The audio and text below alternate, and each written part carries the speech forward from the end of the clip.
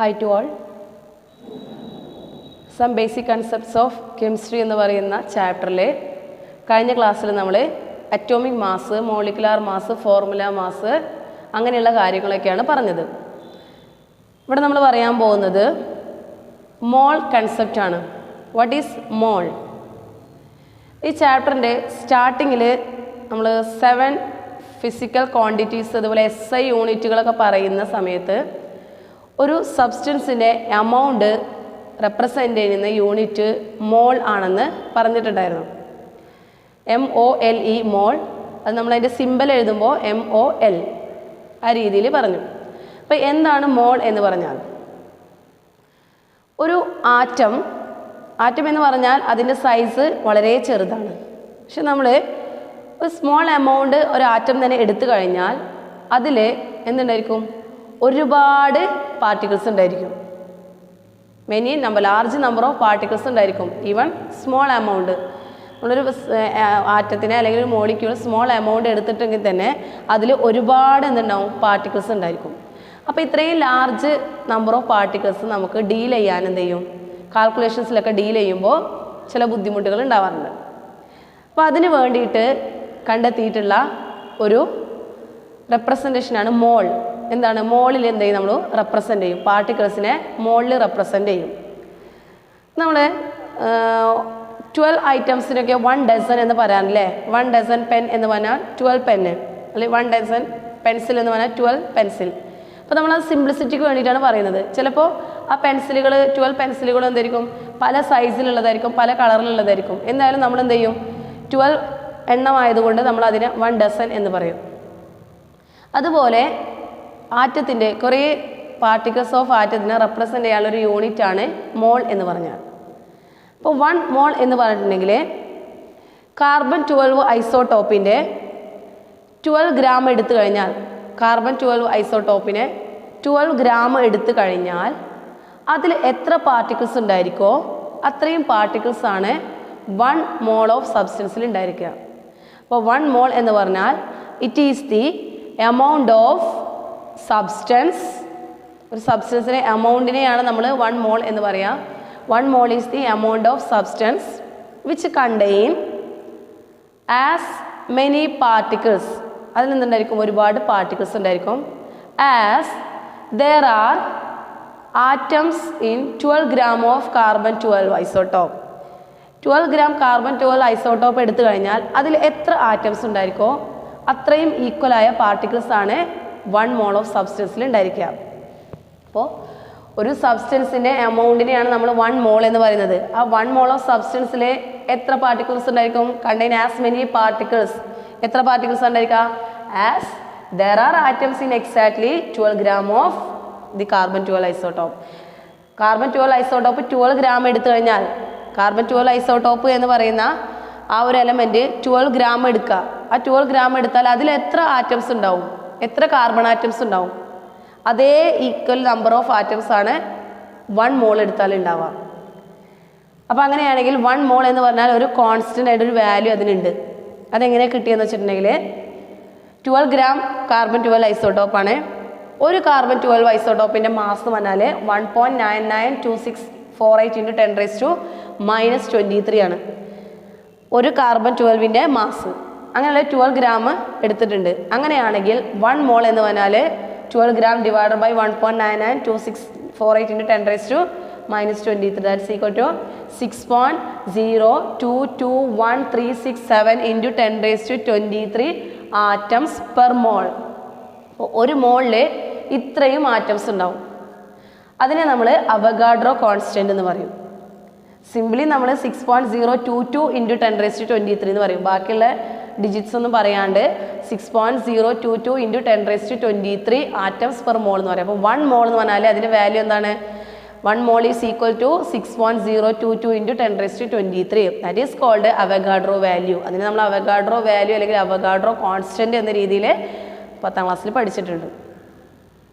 അപ്പോൾ ഒരു മോൾ of substance എടുത്താൽ ഇത്രയും ആറ്റംസ് പാർട്ടിക്കിൾസ് ഉണ്ടായിരിക്കും. ആ പാർട്ടിക്കിൾ എന്ന് പറഞ്ഞാൽ ചിലപ്പോൾ ആറ്റം ആവാം, അല്ലെങ്കിൽ മോളിക്യൂൾ ആവാം, അല്ലെങ്കിൽ അയോൺസ് ആവാം. എന്തായാലും അത്രയും പാർട്ടിക്കിൾസ് ഉണ്ടായിരിക്കും. അങ്ങനെയാണെങ്കിൽ 1 മോൾ ഓഫ് വാട്ടർ എന്ന് പറഞ്ഞാൽ എന്തായിരിക്കും? Which contain 6.022 into 10⁻23 molecules of water. 1 mole of sodium chloride എന്ന് പറഞ്ഞാലോ which contain this value of sodium chloride molecules.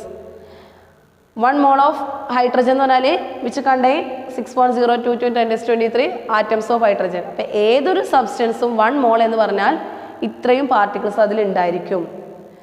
6.022 അതായത് അവഗാഡ്രോ നമ്പർ ഓഫ് ആറ്റംസ് അല്ലെങ്കിൽ അവഗാഡ്രോ നമ്പർ ഓഫ് മോളിക്യൂൾസ് അല്ലെങ്കിൽ Avogadro number of ions. Clear ആയോ? അപ്പോൾ ഏതൊരു substance 1 മോൾ എടുത്താലും ഇത്രയും പാർട്ടിക്കിൾസ് അതിൽ ഉണ്ടായിരിക്കും.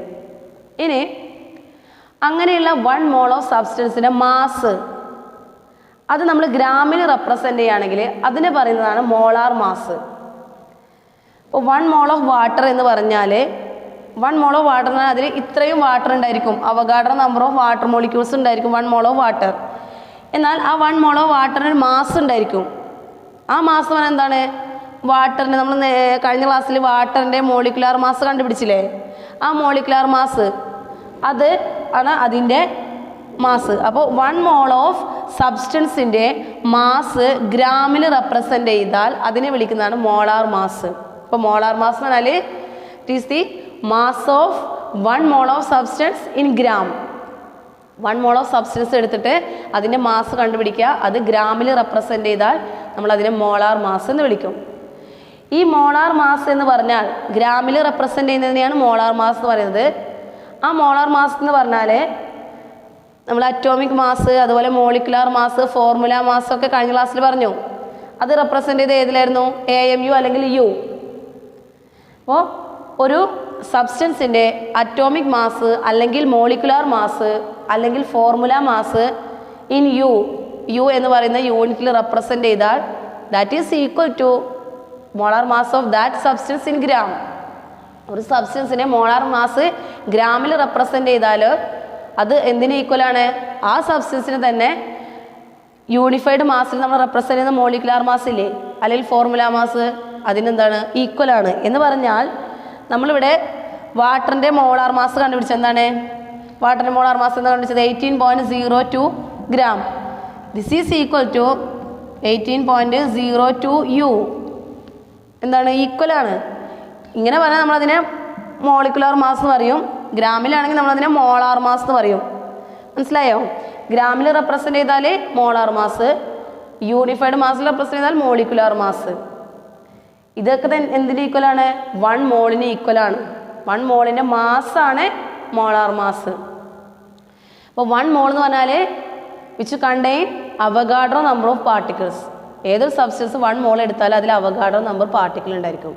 ഇനി ആ 1 മോൾ ഓഫ് സബ്സ്റ്റൻസിൻ്റെ ഗ്രാമിലുള്ള മാസിനെയാണ് മോളാർ മാസ് എന്ന് പറയുന്നത്. ക്ലിയർ ആയോ? അപ്പോൾ എന്താണ് മോള്, എന്താണ് മോളാർ മാസ്, എന്താണ് അവഗാഡ്രോ വാല്യൂ എന്നുള്ളത് നിങ്ങൾക്ക് ക്ലിയർ ആയോ? ഓക്കെ. അടുത്തതായിട്ട് നമ്മൾ പറയാൻ പോകുന്നത് പെർസെൻറ്റേജ് കോമ്പോസിഷൻ ആണ്. പെർസെൻറ്റേജ് കോമ്പോസിഷൻ എന്ന് പറഞ്ഞാൽ നമുക്കൊരു കോമ്പൗണ്ട് കിട്ടിയാൽ നമ്മൾ ആ കോമ്പൗണ്ട് എന്തൊക്കെ അറിയാൻ ശ്രമിക്കും? ആ കോമ്പൗണ്ടിൻ്റെ നെയിം എന്താണ്, അതിൻ്റെ കെമിക്കൽ ഫോർമുല എന്താണ്, അതിൽ ഓരോ എലമെൻസും എത്ര അളവിലാണ് അതിലുള്ളത്, അങ്ങനെയുള്ള കുറേ കാര്യങ്ങൾ എന്ത് ചെയ്യണം നമുക്ക് അറിയേണ്ടതായിട്ട് വരും. അപ്പോൾ അങ്ങനെ ഒരു കോമ്പൗണ്ടിൽ ഒരു എലമെൻറ്റ് എത്ര പെർസെൻറ്റേജ് അതിലുണ്ട് അതിനെയാണ് മാസ് പെർസെൻറ്റേജ് ഓഫ് എലമെൻറ്റ് എന്ന് പറയുന്നത്. ഒരു എലമെൻറ്റിൻ്റെ മാസ് പെർസെൻറ്റേജ് എങ്ങനെയാണ് കണ്ടുപിടിക്കുന്നത്? അപ്പോൾ അത് കണ്ടുപിടിക്കാൻ ഒരു ഇക്വേഷൻ ഉണ്ട്. Mass percentage of an element equal to mass of that element in the compound divided by molar mass of the compound into 100. Mass percentage of an element. ഒരു കോമ്പൗണ്ടിൽ ഒരുപാട് എലമെൻറ്റ്സ് ഉണ്ടാവും. അതിൽ ഓരോ എലമെൻറ്റിൻ്റെയും മാസ് പെർസെൻറ്റേജ് എങ്ങനെയാണ് കണ്ടുപിടിക്കുക എന്നുള്ളതാണ് പറയുന്നത്. അപ്പോൾ ഒരു എലമെൻറ്റിൻ്റെ മാസ് പെർസെൻറ്റേജ് കണ്ടുപിടിക്കുന്നത് മാസ് ഓഫ് ദാറ്റ് എലമെൻറ്റ് ഏതിൻ്റെയാണോ നമുക്ക് അറിയേണ്ടത് ആ എലമെൻറ്റിൻ്റെ മാസ് ഇൻ ദി കോമ്പൗണ്ട്. ആ കോമ്പൗണ്ടിലുള്ള ആ എലമെൻറ്റിൻ്റെ മാസ്, അതായത് അതിൻ്റെ atomic mass divided by molar mass of the compound.